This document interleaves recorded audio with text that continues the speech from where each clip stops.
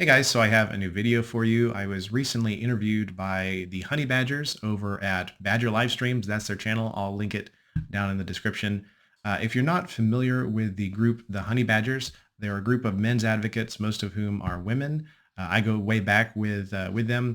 My interviewer in this case was a man named Brian Martinez, and I was very happy to reconnect with him. I hadn't spoken with him in a very long time, about 4 or 5 years. And we talked about things like issues that wrongly accused men and boys face, how men and women each distinctively contribute to the world and our understanding, and how to get past a tribalistic view of things and just appreciate what men and women each distinctively bring to the table. I'm going to go ahead and show you the interview in full. If you like it, please go ahead and like this video and subscribe if you haven't already. And also head on over to Badger Livestreams, link in the description, and like their channel as well. And of course, if you are a wrongly accused student or teacher, go to my website, title9forall.com. We have a lot of resources for teachers and students who are facing a Title IX accusation at their schools, and you'll get the help there that you need. So thank you very much, and without further ado, here's the video. Hello, everybody, and welcome to Honey Badger Radio. My name is Brian, and this is the Fireside Chat.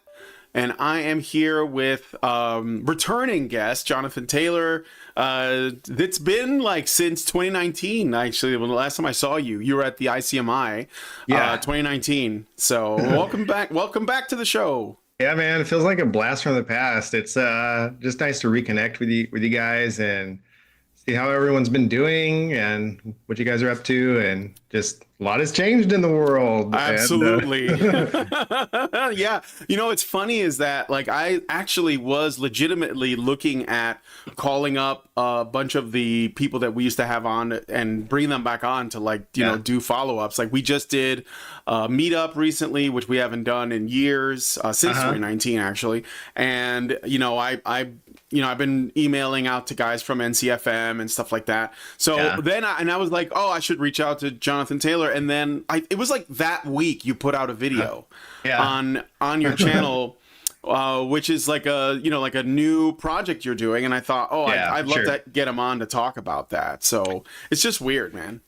Yeah, it's amazing how you know, it's a big world and yet it's kind of a small world at the same time. You know, in that just stuff tends to click, you know, at once. Serendipity, for sure. Or is that the word for it, or is it synchronicity? I don't know, but I don't know. It feels like the right word. So yeah, it feels like the right word, exactly. So before, you used to run a channel and a website that was, I remember when it was called Justice for Men and Boys in Education, I think. Wasn't that what it was called? Oh, you are close. I'm really close. What was it? Yeah, I apologize to the viewers for me changing the name of the organization several times. So way back in days of yore, 2013, I ran a YouTube channel that eventually became a website back in 2013. It was called A Voice for Male Students. Oh yeah, that's right. A Voice for Male Students. That's and then like in 2015, I temporarily changed it to Boys and Men in Education. And then I'm like, this is not working. We're going to change to a different format. And so now it's called Title IX for All. And a lot of stuff went into that change. I apologize to everyone who's been following my work or trying to for the confusion. But yeah, now it's called Title IX for All. And it's a very different format, which we can get into if at some point. Yeah, for sure. I got a couple things mixed up. But yes, that's right. It was Title IX for All. I know that because I remember when you were at the ICMI 2019. Yeah. You know, you spoke there, and that was like what the organization was called at that time. And you put out a new video, a very short one, and you were going to be going in another direction. And I believe that the channel is called The Common Man, right? Yeah. And, that was just the last week and a half or something, Yeah, the last week and a half.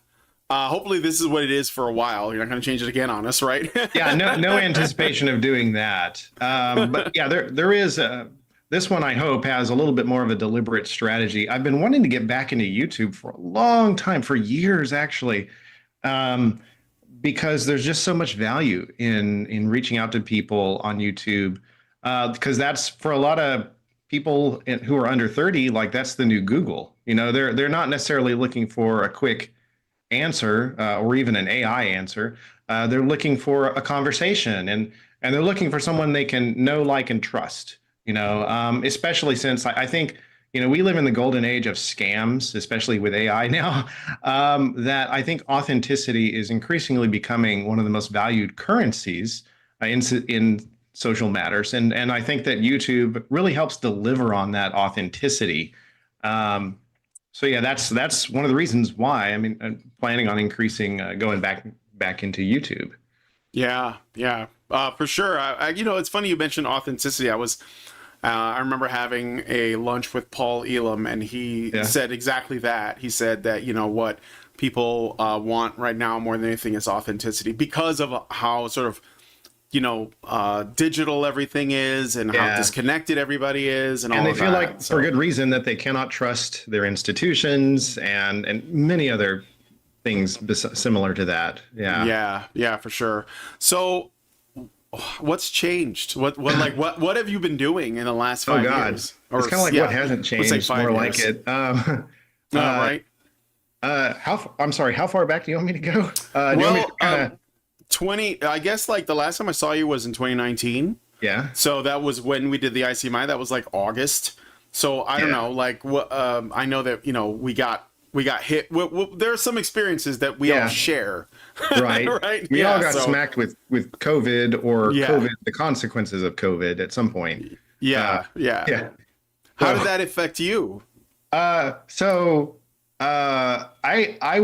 miraculously did not get COVID. To my knowledge, there are some people who tested and found that they had the antibodies for it, but they never felt the symptoms. I did get a vaccine and a follow-up vaccine. And I did not get it. Some people who were close to me did get it.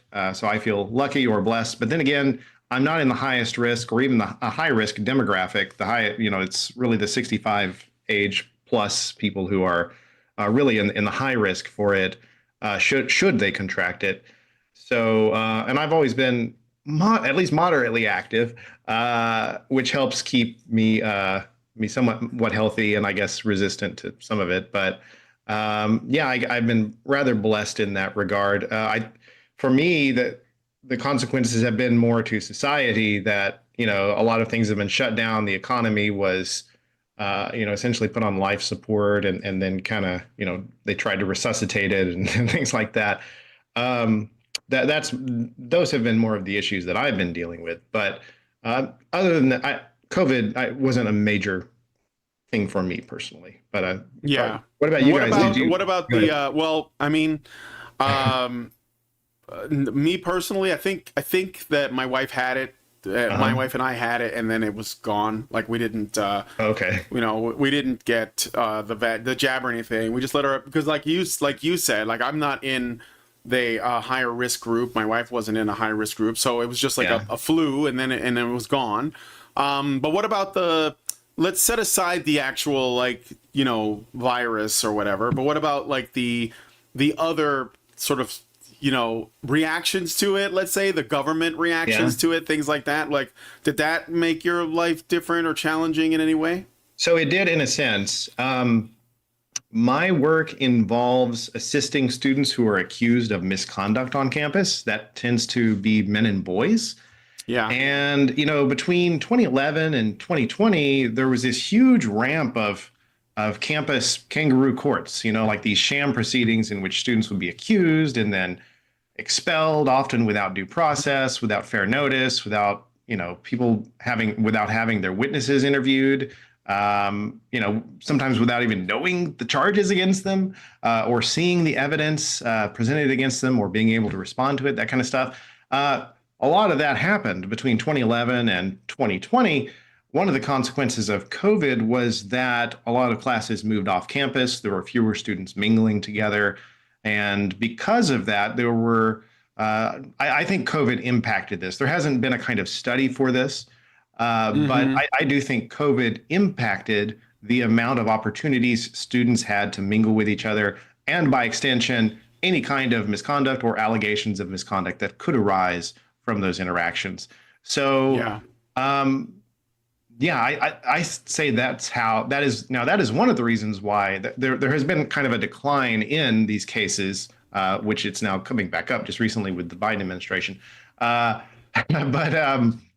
we're gonna come back to the timing of these things, because I do think that's interesting. But go ahead. You said that they're so that's really how it impacted me more than anything, because one of the things is that I run a database service, and these are databases for students who are accused of misconduct, or attorneys that are helping them, or the advocacy groups that are assisting them.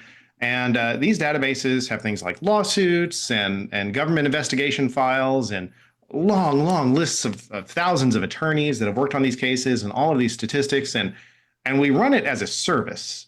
And that's how we stay afloat. That's how we, it's a subscription service, but we try to keep it affordable because we are very sympathetic to the issues.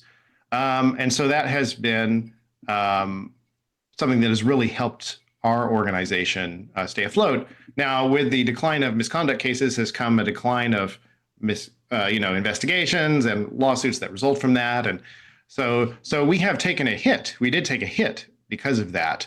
But I think we have been so conservative, if you will, in preparing for the future, or rather, not conservative in using our finances. Fiscal, you mean? Yeah, fiscally conservative. Thank you. Yeah, fiscal. Yeah, and that did not put us asunder, although it certainly did for many other organizations and businesses. Yeah. So I want to go back to something you said, that around there was like this ramping up of cases, right? And allegations or whatever, allegations of misconduct. Yeah. And then it sort of declined because of COVID and everything. I guess the opportunities were COVID just was not one there. of the factors. Really, the biggest one of them. Yeah. Really, the biggest factor was the Trump administration came in, rewrote the rules, and said that they said the jig is up. Campus administrators were no longer going to be enabling these show trials. That was the biggest thing.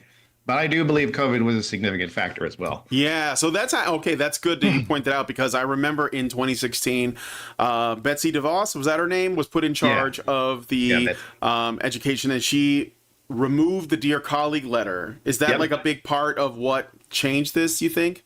Yeah, that's a big part of it. But really, I think the biggest part of it was just her coming in, removing or revoking, rescinding that Dear Colleague letter, and promising a new rulemaking session, whereby the administration would flesh out the rights of the accusers and the accused, or the complainants and respondents.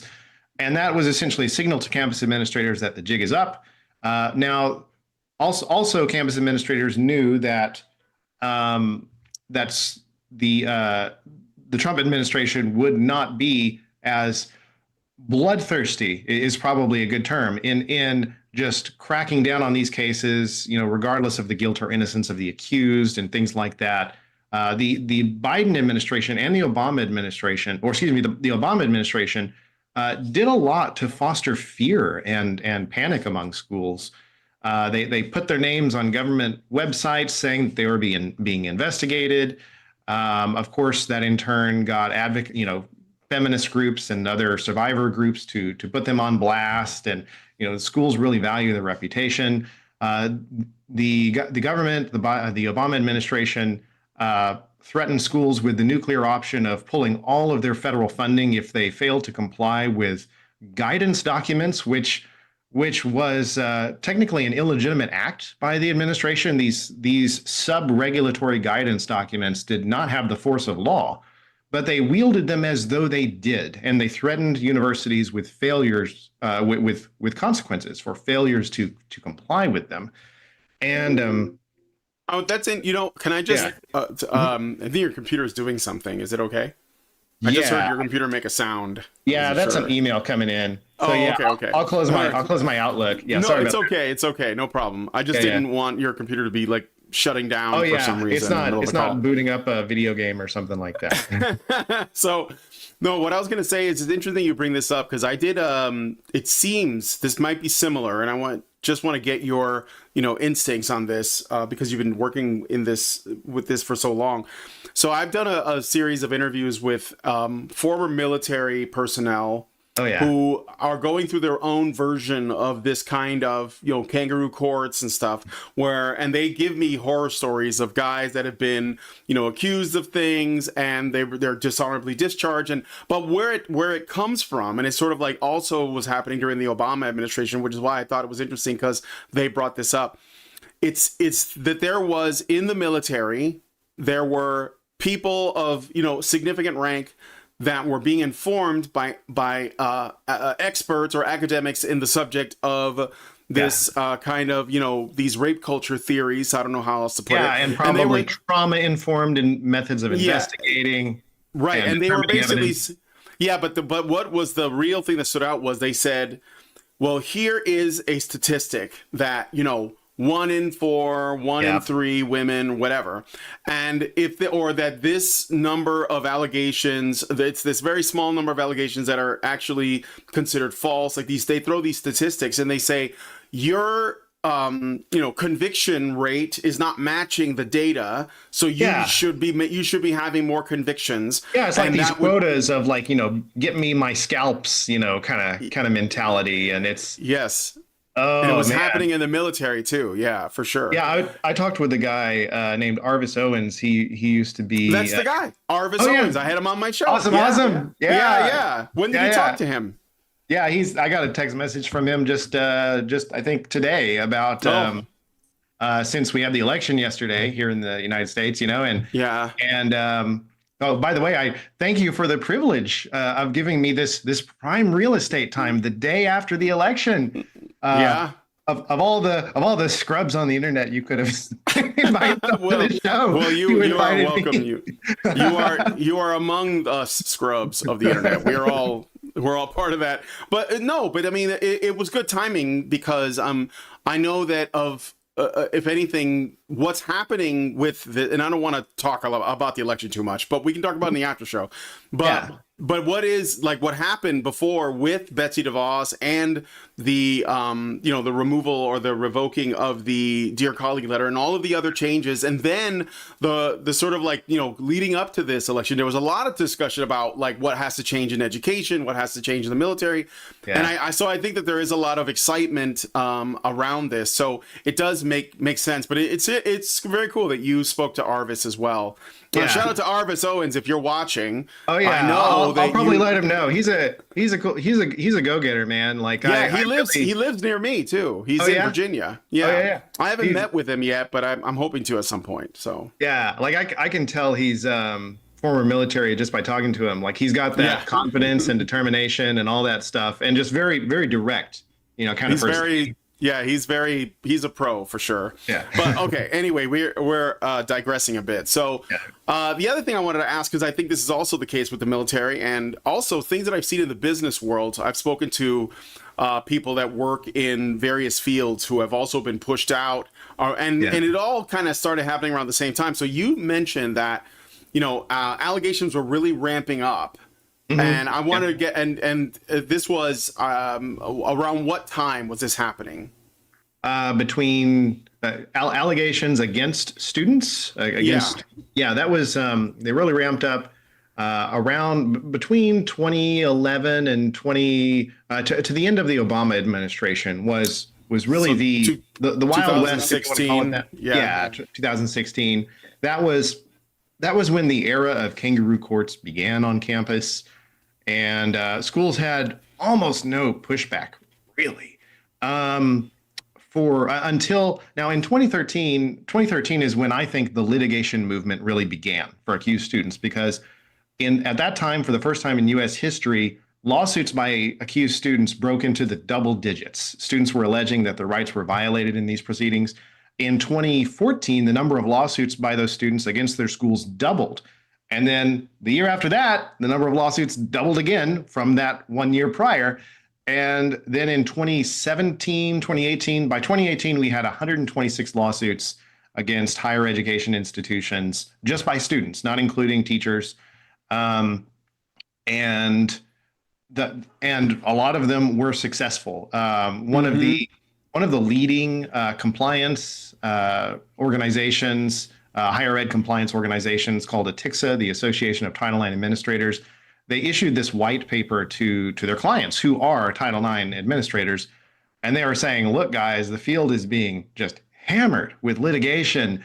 And for the first time ever in history, higher ed is losing more cases than they're winning. And, you are going too far. You're going to spark, this counter swing, if you will. And it's going to end up hurting the cause of, policing the sex crimes, which rightfully belong in court, I think. Yeah, I would think so. Yeah. And so, but by that point, it was too late, because the lawsuits had already ramped up. Betsy DeVos had already been brought in, and they were already deliberating on rulemaking procedures and things like that. That was in 2017. Yeah, a lot of this stuff was happening around that time. Yeah, I know that a lot of that stuff was happening in all different areas of public and private life, like in the private sector as well as the public sector. So very, very weird. So, okay, so let's get to the new thing that you're doing now. I assume that you still do the work Title IX for All, but you're just adding this is like an extension of that or something separate, right? Well, sort of. It's like joined at the hip is how I would phrase it. So it's funded by Title IX for All. So that's where it is. And the idea is that we need to reach young men where they are at.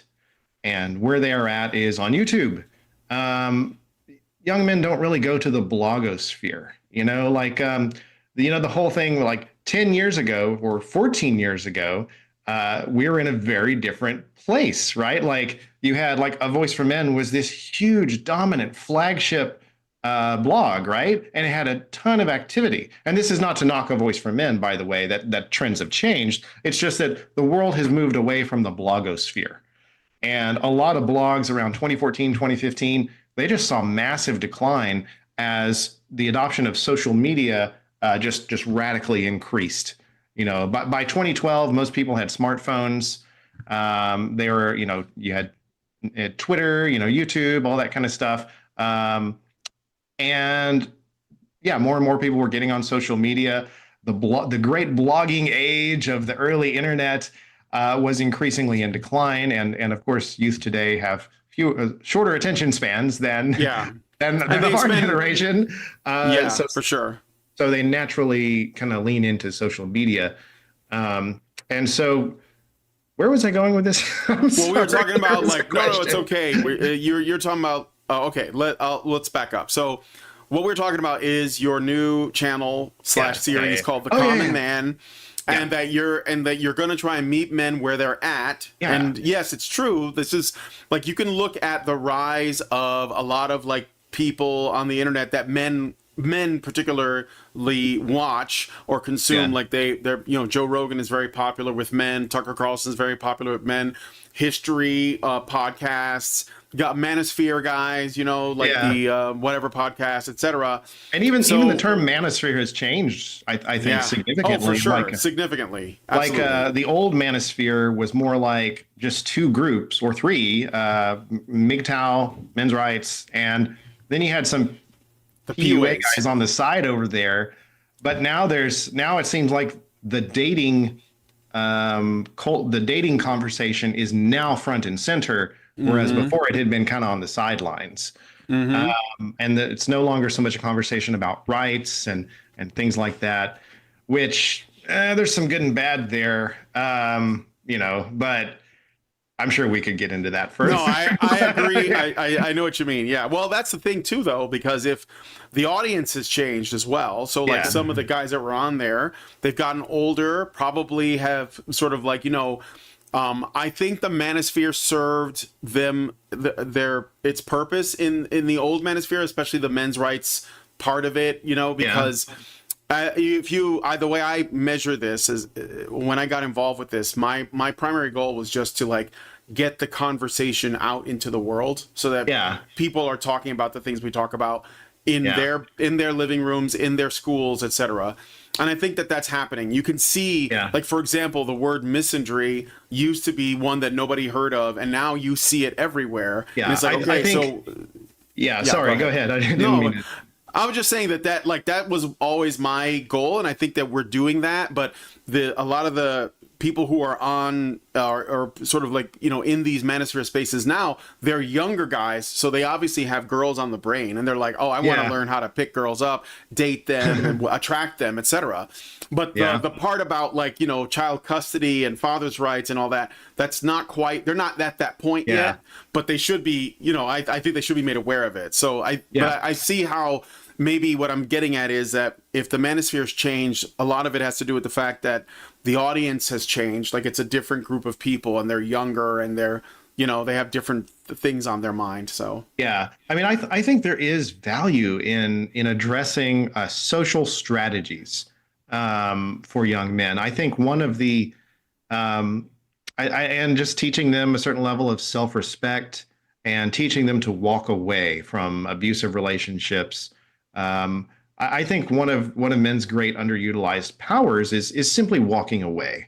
A lot of the traditional men's role has been sort of a compulsion to do certain things in behalf of women, and when in reality, you know, I think if you were going to say that some women do deserve that, it's probably the ones you're most connected to, the ones you're most invested in, your family, your you know, your wife and your daughter, things like that.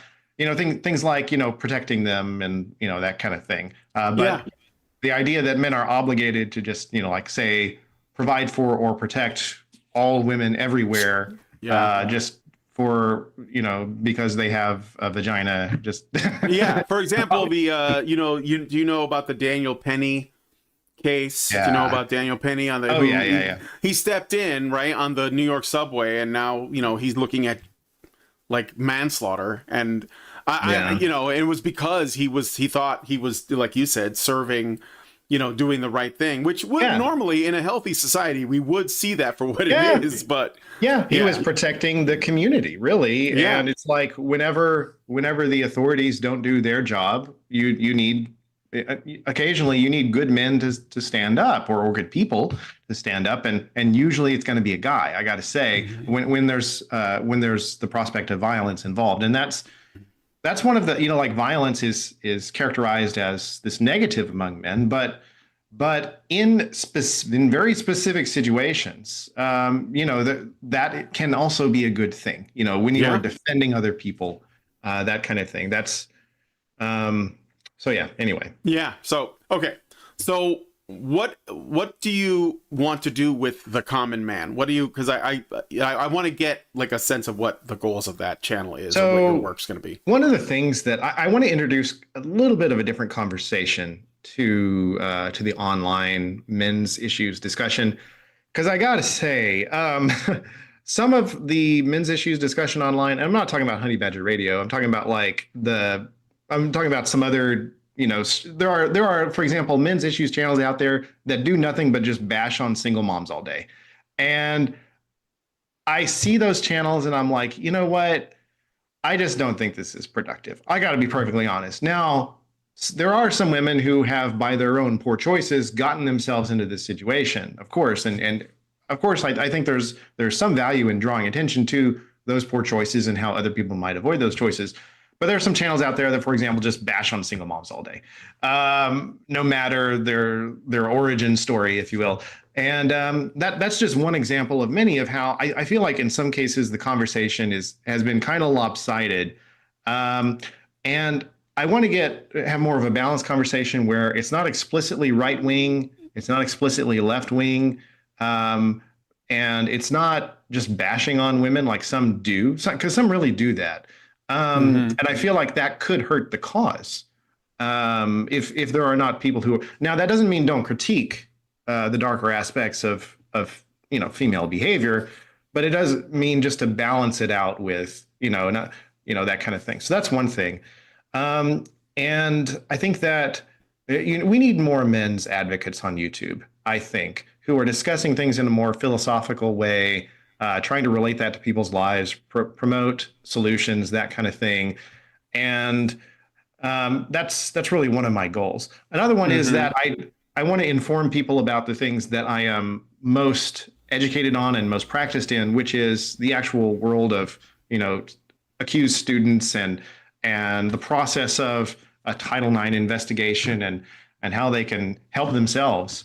That kind of thing, if they're wrongly accused. So, because their future is at stake. So, so those are some of the goals with the channel. And when you say it's like a conversation, is it just going to be you, or are you going to be like talking with people or going on the street, or I could invite people. That we'll have to see how it goes. There are all sorts of ways I could take it.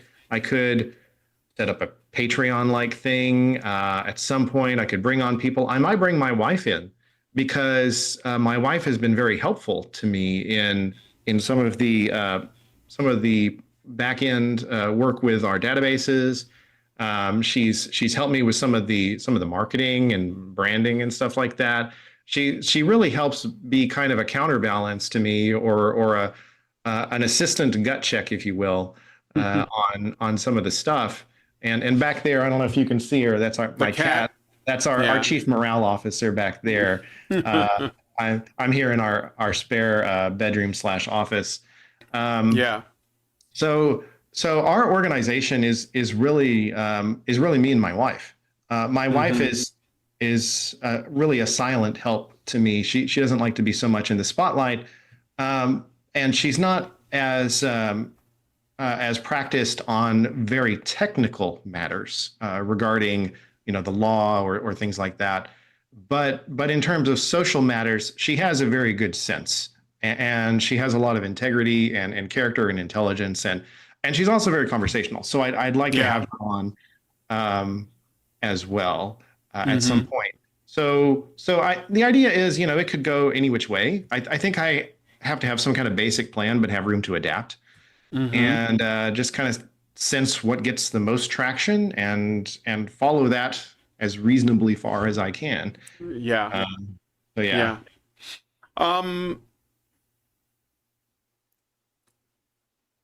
I was gonna say, so basically what you're saying is there's a couple ways you can approach creating content with regards to how this conversation around what I think is the most important conversation we should be having, which is trying to bridge this sort of gap between men and women. And part of it, because like when we talk about men's issues that are legal issues or legislative issues or political issues, it's hard to get people to want to listen because we already men operate as sort of like a deficit in terms of like compassion for them. And that has to do with a lot of things, the way we're socialized and the way that we, sort of like give examples of men, like what they mean to us or don't mean to us. And there's a lot of negative propaganda against men out there. So we got to work on like basically getting making it to where men are more loved by women, but also that they love themselves, and that the value in them it becomes sort of a given, whereas right now it's sort of taken for granted. There's a lot of people will say, well, we don't need men for anything while they're on the internet, using electricity, drinking water and all of that. I really do think you touch on a very important point, because men and women are different, right? Like they contribute to the world in distinctive ways. And I feel like we need to highlight that, and there's a lot of, chest thumping out there about, oh, if men were all vanished, and we would live in a paradise, and vice versa, so it's just kind of nonsensical. But I feel like there's so much tribalism nowadays. Like you have to go with, and the dominant narrative on gender is that you have to be tribal in favor of women. Otherwise, otherwise you're betraying them or something. Right? And even the mere attempt at balance is seen is misconstrued as some kind of bias against women, which so yeah. Anyway, for sure. So I go, okay, so I'm saying that this is what I think the most important thing is. And I think that there has been some progress in the conversation. Like I said, men are acknowledging their pain. They see that it's real. It has a name, and that's good. But I also think there is something to be said for the importance of talking about things that you are for rather than things that you are against. Yeah, so absolutely. You see, like defining your goals based on like what you want. So, or what can we do? Because we can certainly, let's say, highlight bad actors and use them as examples. Say, okay, this is what you should avoid. Here are the reasons, right? Yeah. And all of that. And I think that there's a lot of use in that. Also, poking the holes in our current paradigm, which is the feminist paradigm, to say, well, here's why the world we all operate under, this is what's wrong with it. And the reason for this is not simply to, just like take a dump on feminism, but it's mainly to tell people the way that you are living and thinking and viewing things is not the way it has to be. Here are other options. And I think that is, firstly, I think it's very freeing for people. And secondly, then they will have the space to say, what can I do that is positive for myself or for, the people in my community or whatever. I think that one of the things that I've been advocating for a very long time is that men need their own spaces so that they can like work together on things, projects, whatever, learn to be in a cooperative space. This is like, I think that it's the way that men heal that's different from the way women heal. Like women like to, they go to therapy, they talk about their problems, they work it out in that way or with their girlfriends. But men, they maybe they go, do something together. Like they literally work out. They literally work out in the gym, whatever. Or they go to martial arts classes and just beat each other up with boxing gloves and stuff like that. Exactly. But they have their space where they go, and I think because I think that then men can put a focus on the good that they can do or the things that they can like celebrate or encourage in each other. And I think that is a better long-term, solution for them. So because otherwise they will fall into nihilism. Yeah. And I think fundamental to that strategy would be just recognizing, that men and women are different. They're going to respond to different stimuli. Right. And what works for women doesn't necessarily work for men. And we can't just view men as defective women when they don't respond in the same way that women respond to certain stimuli, that kind of thing, So, totally on board with what you're saying. So, well, how often do you want to make content? Like, I don't know, are you still working out like the format and all these other things? So I'd love to make 2 videos a month.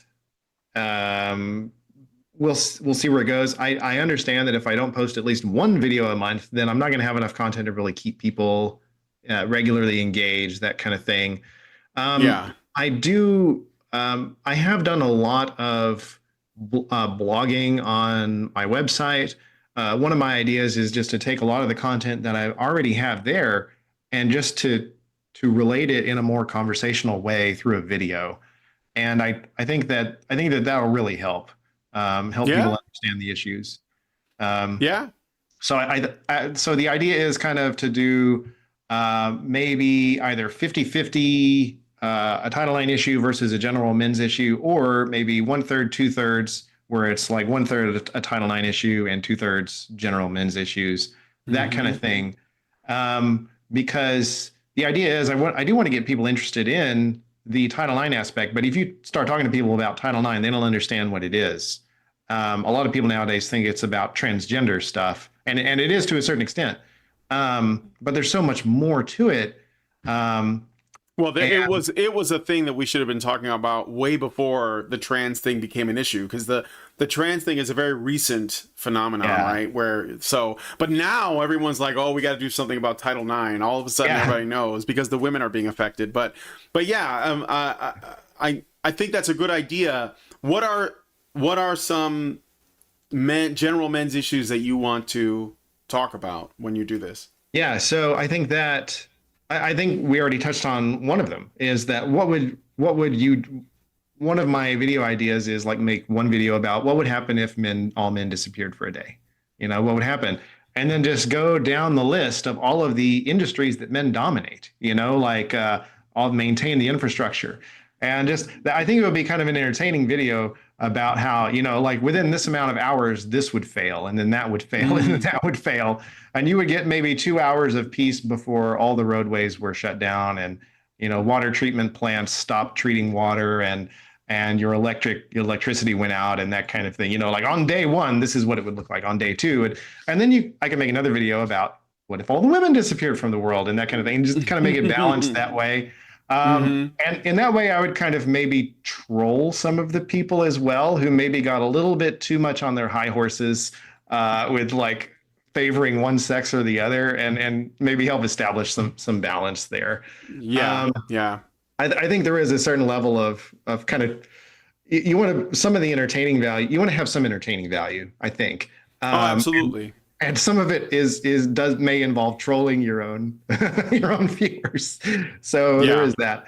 But yeah, and I do think, and I have to be careful with YouTube here about their content guidelines or requirements, but I do think we need to address the dark side and the light side, if you will, of both men and women, because the way I was brought up and the way a lot of men have been brought up is they were taught to, if like when I went over to my first girlfriend's house and I met her dad for the first time, he was like a traditional Southern dad. Like he walked me over to his gun cabinet and he he was very clear that if anything happened to his little girl, he would know how to use them. Right. Mm-hmm. And, we teach young women about how to stay safe and things like that, but we don't teach young men how to stay safe. We don't teach them to identify red flag behaviors. Yeah, we assume that young men are basically grown adults. Like that's why we sort of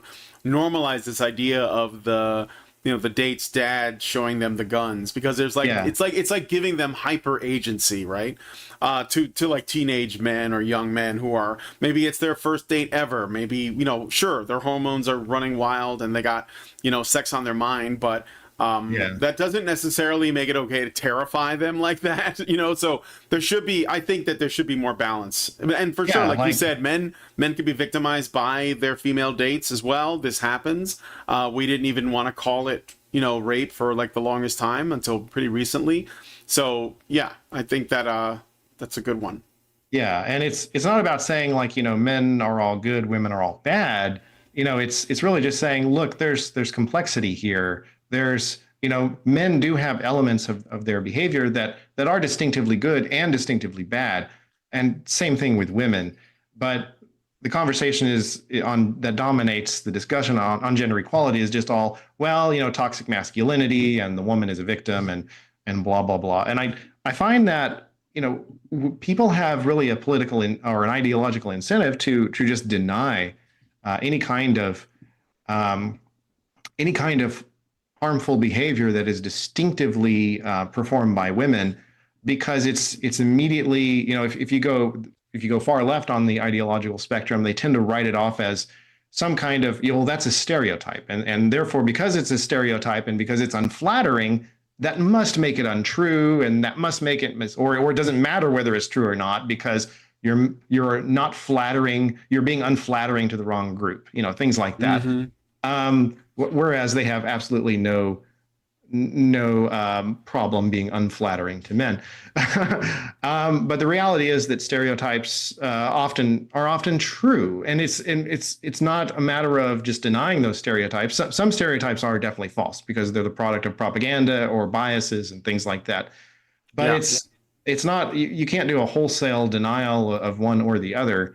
We do have to navigate that responsibly. And, there has to be someone out there who's willing to do that.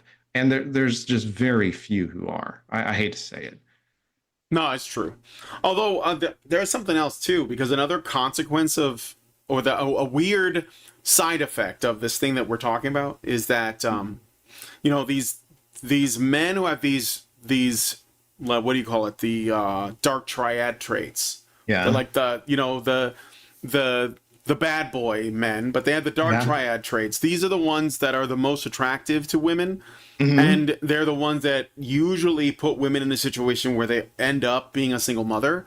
So and then of course, I think what is a real challenge there, just as an aside, is that what has to happen if we want that to sort of correct itself in some way, which I think we want. Like, if I don't think that single moms want to be single moms. Any more than, men want to be like end up raising children that aren't theirs or something like that. So what we need is a bit more honesty and transparency about like what, it's not just that are men behaving badly, because there are men who behave badly.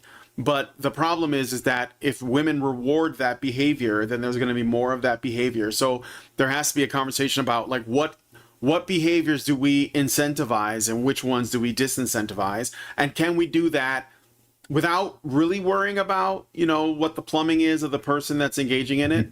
Yeah, for sure. So, so in the last, what would you say, this is a question I like to ask people that haven't been on in a while. In what ways do you think you have changed in like since 2019? Have you? Since 2019? Yeah, since like we last had talked to you, like this is at the ICMI. I know COVID changed people in some ways, but like, are there any ways that maybe your views have changed, maybe you've learned some things that you didn't know before, or whatever? Yeah, I have changed in a few ways. I do think that there is a very real danger. That there are like the Andrew Tates of the world are going to cause damage, not only to innocent people, but also to the cause of just paying attention and empathizing with men and boys. I do think there is a certain amount of that, and so I think the more balanced and positive voices we have out there, that are just speaking with authenticity, they're not afraid to tell it what it is. So they've got that. That is one positive of Andrew Tate, right? Like you get the feeling that he's very blunt, he's very direct, and all that kind of stuff. And perhaps he's just a big showman or whatever, but he presents that feeling well, I think, in his published content. And I think people gravitate towards that, and they need that kind of no nonsense, they need that feeling of authenticity. And I think that needs to come from more people who are speaking a better message and things like that. So that in that sense, I have changed. I do have to say you didn't feel what did you feel about that before? Were you kind of indifferent? Well, I feel like before it was a lot more overblown, because between like 2010, 2011 or whatever, a lot of the criticisms of people who talked in behalf of men were disingenuous. Sure. Just absolute belligerent propaganda by people who knew they could get away with it, right? And there were some things that honestly I would have done. Well, hindsight 2020, I would have done better if I were other people. I'm not trying to knock too many other people in the movement that much, but I do feel like the ratio of how fairly or unfairly rather people were portrayed was very different 10 years ago than compared to, like, say, some of the extreme people today. I feel like finally they found, finally mainstream media or whatever has finally found a legitimate bad actor, that they can latch onto and things like that. So whereas back then a lot of the criticisms were disingenuous. I see. And another way that I've changed is that I have started to look at these issues in a little bit more of a balanced way. I do want to say there is so much complexity to what we do in the world of Title IX, for example. And if you are a traditional, I'll just say the me of 2013 or even 2015 would not have been equal to the task that is before me today. Um, and I do feel like I have changed in that regard because one of the things that you'll learn whenever you're advising accused students is that you cannot always attribute every unfavorable or frustrating outcome to bias on behalf of administrators or the institution, et cetera. Sometimes people are just poorly trained. Sometimes people just get busy. It is true that, and if you just come in pounding on the table and accusing people of being biased and things like that, you're going to have a hard time trying to get them to help you in areas where they do have a lot of discretion, and they do have a lot of discretion in these areas. So you really have to work on your salesmanship with these people. It's not just a matter of, I think a lot of people who identify as activists, they see activism as shouting their opinions at people online, but you just can't do that here. And it's really, a lot of it is about knowing when to be silent and really erring on the side of saying less, if anything. And that back 10 years ago, when I was mainly running a blog that mainly existed as a defiant critique of our institutions, and I still do that to a certain degree, I would say I was less disciplined then than I am today. So in that sense, I have changed. And I do think that seeing more of the side of, in my research, I've also seen more of the side of women's issues as well. And there are some legitimate, women's issues. It's not as much an issue of legal rights as it is enforcement of those rights that are already guaranteed. And I do think that helps me in my own advocacy and assisting accused students as well. Oh, I think that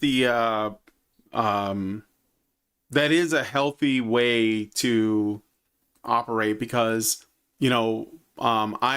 I can understand. I have a focus on, obviously talking about men's issues, but I do understand for a few reasons. One of them being the fact that men and women are different. So when they experience something, the way that women internalize it is different, even if they're the same, in every other metric. So you have to talk to them in that way so that they, you know what I mean? I don't know if it makes sense. Like, for example, there was a very famous feminist academic named Naomi Wolf, and she wrote many books, and she debated Karen in the past.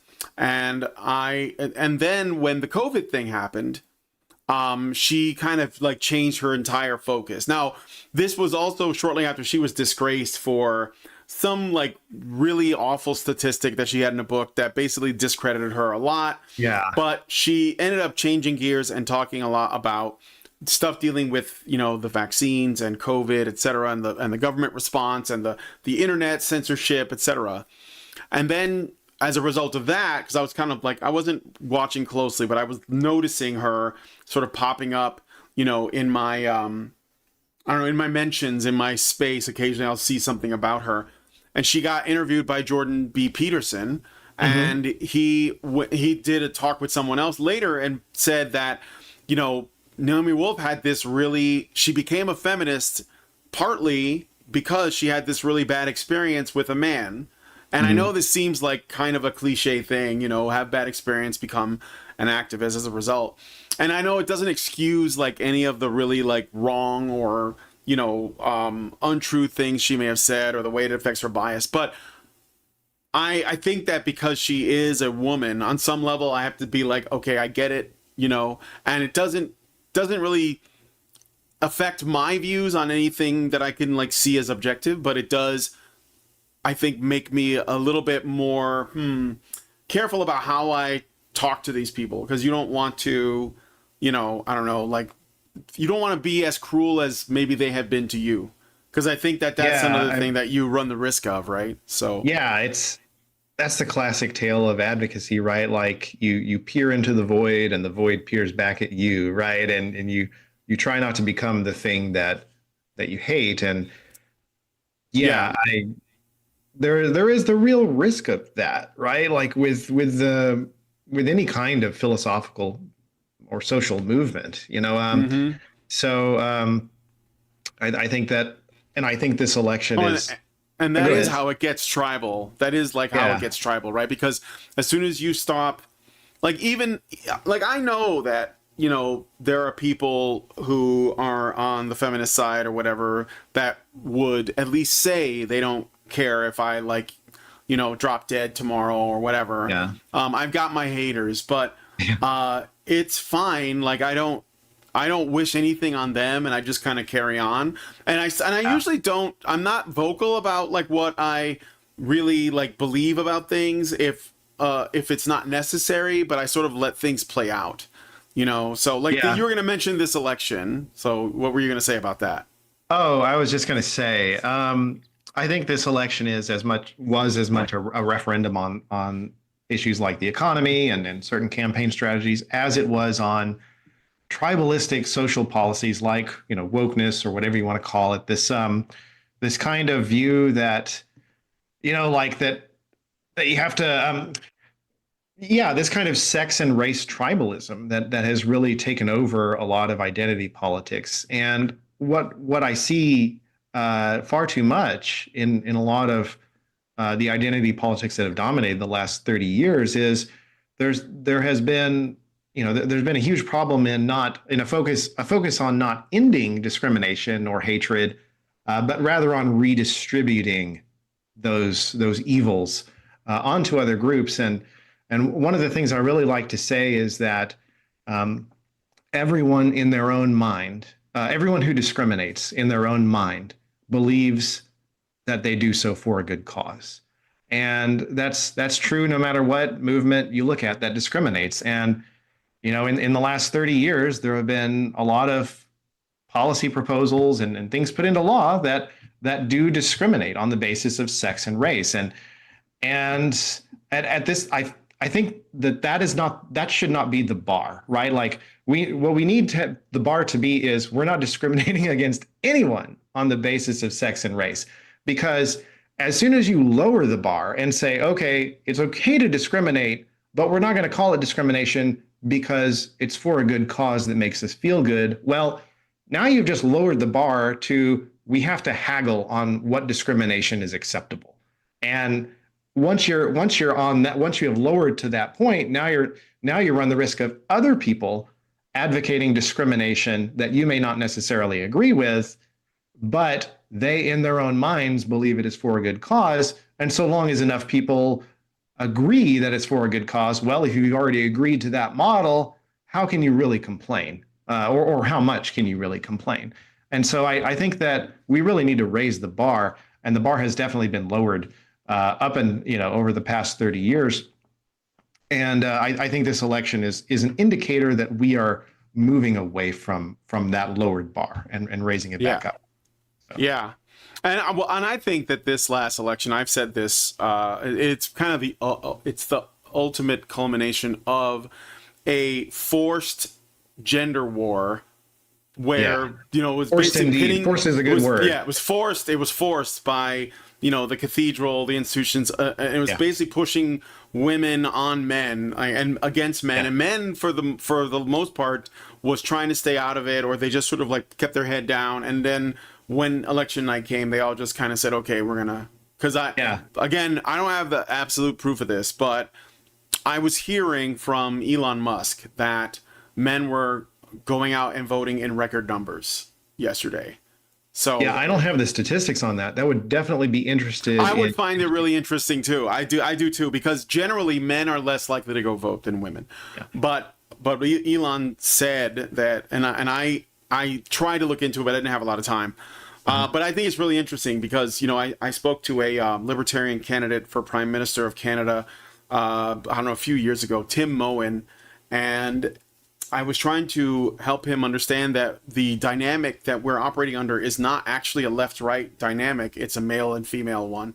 And because men and women are different and have different things that they value, and that's where, and it's not like it's always been that way, but that's where what it has become, where we've essentially put women's issues as specifically this kind of, group, and men's issues is basically everything else, or it's just sort of left out on the side, and this is why it doesn't get a lot of attention. But I think that's changing because I saw Dr. Warren Farrell did an appearance on Megyn Kelly's show very recently. It was like the video was uploaded like this morning. I didn't get a chance to watch it, but I thought it was great. And you know, because that's what I'm saying. Like my whole goal the whole time was just to get people talking about it that normally don't, and that's happening more and more all the time.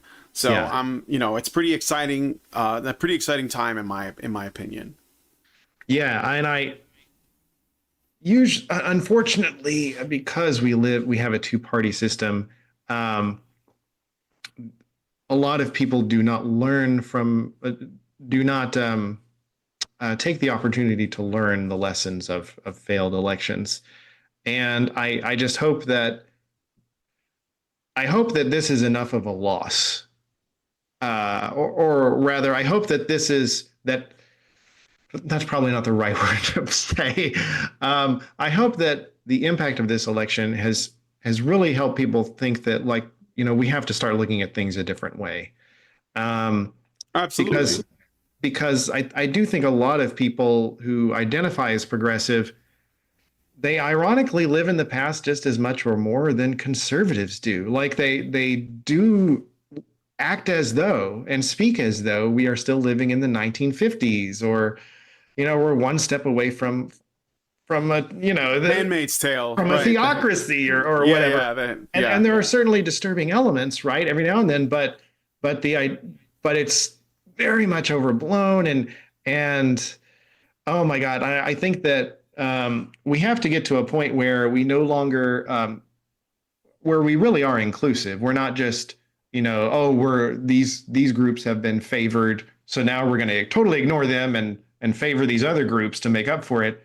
We can't be like that going forward. You know, like we have to say, you know, look, like men have issues, women have issues, and it's okay for there to be advocates for both issues, and that's fine, you know, and we need to have people who understand that, and of course each movement needs a certain amount of, you know, needs quality control and stuff like that, and I think that's where the conversation needs to be, you know. Yeah, for sure. Well, we're going to end it here, and we're going to go into the patron show and talk to the patrons. Right. So stick around, don't go, because I want to talk a little bit about what your thoughts are on education reform and these other things that have been discussed, speaking of the election. But anyway, so I want to thank you guys for joining me on the show. I want to thank you, Jonathan Taylor. It was good seeing you again. It's been a long time, so you look good though.